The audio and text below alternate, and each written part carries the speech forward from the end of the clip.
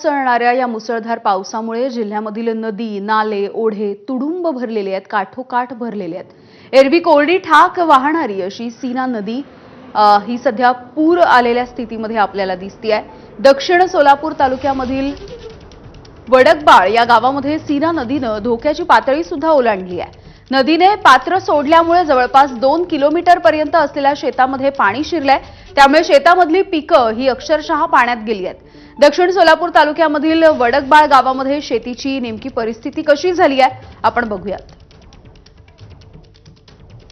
एरवी कोरडी ठाक असलेल्या सीना नदीला यंदाच्या वर्षी महापुरासारखी परिस्थिती आली आहे आणि या पुरामुळे शेतकऱ्यांचं मात्र मोठ्या प्रमाणात नुकसान झालेलं आहे। जवळपास 1 ते 1.5 किलोमीटरपर्यंत सीना नदीनं आपल्या पात्रातून पाणी जे आहे ते बाहेर शेतामध्ये घुसल्याचं आपल्याला पाहायला मिळतं। मी सध्या दक्षिण सोलापुरातल्या वडकबाळ गावामध्ये आहे आणि या ठिकाणची परिस्थिती बघताय। जवळपास 1 किलोमीटरवरती सीना नदी आहे, मात्र शेतामधली ही परिस्थिती आपण बघताय। आज सध्या रास आलेला सोयाबीन सगळं पाण्याखाली गेलेलं आहे पावसाळ्यामुळं। हे 5 ते 6 दिवस झालं पाणी असंच आहे।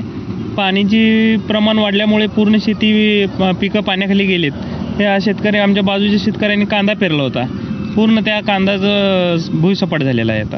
अच्छा, तुमच्या शेतात काय काय या 10 एकरामध्ये तुम्ही म्हणता सोयाबीन आहे, अजून कुठली कुठली पिकं आणि त्यांची काय अवस्था आहे? सोयाबीन, कांदा आहे, बाजूला ऊस आहे, सगळं पाण्याखाली आहे। आणि ही संपूर्ण तालुक्याची हीच परिस्थिती आहे, सगळ्या गावाची हीच परिस्थिती आहे? वडकबाळ पूर्ण गावाची व आपल्या वडकबाळ, हुनमुर्गी, वडकबाळ, वांगी हे आजूबाजूच्या नदीकाठच्या गावांची सध्याची परिस्थिती अशीच आहे। घरात पाणी शिरलेलं आहे गावात। आता सरकारने सध्या आता ओला दुष्काळ जाहीर करावा व सगळ्या शेतकऱ्यांचे पंचनामे लवकरात लवकर होऊन त्यांना नुकसान भरपाई भेटावी। आणि शेतकऱ्यांकडनं मागणी केली जाते की ओला दुष्काळ जाहीर करावा, सरकारकडनं जी काही मदत असेल ती नियमाप्रमाणे मदत मिळावी, अशा अपेक्षा शेतकरी राजा बळकताना आपल्याला पाहायला मिळतोय।